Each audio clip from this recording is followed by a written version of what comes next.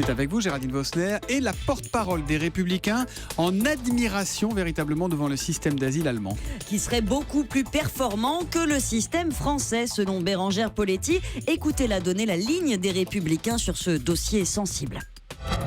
En Allemagne, on vient de modifier cette réforme du droit d'asile et les délais sont passés à 7 jours. Donc vous voyez, 2 ans chez nous.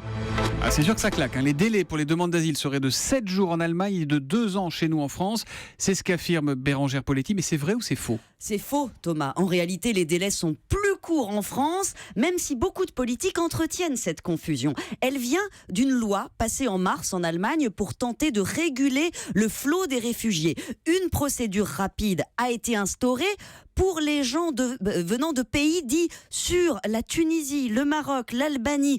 Comme on sait qu'ils ont peu de chances d'obtenir l'asile, on traite tout de suite leurs demandes pour les expulser plus vite. Mais ce traitement spécial, il concerne moins de 15% des réfugiés.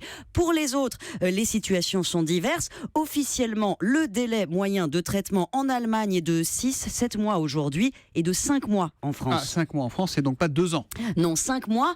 Pour le premier traitement, ça peut se prolonger si le réfugié débouté dépose un recours, mais c'est la même chose en Allemagne. Et surtout, Thomas, la statistique ne dit pas tout. L'Office fédéral outre-Rhin qui gère les demandes d'asile est tellement débordé qu'il a pris un retard fou. Près de 900 000 réfugiés ont franchi la frontière en 2015, 300 000 de plus cette année, mais un demi-million d'entre eux, 580 000 exactement, attendent toujours leur tampon. Ils ne sont pas enregistrés comme demandeurs d'asile. Autant vous dire que quand ils le seront, même si leur demande est traitée en 1 semaine, les délais auront explosé. Et certaines nationalités n'auront même pas cette chance. Le temps de traitement moyen pour un Afghan est de 11 mois. 13 mois pour un Pakistanais en Allemagne. Alors c'est vrai, elle a été réactive, elle a recruté des milliers d'agents, mais pas suffisamment pour éviter les problèmes. Le vrai faux de l'info, l'implacable Géraldine Vosner tous les matins avec les experts.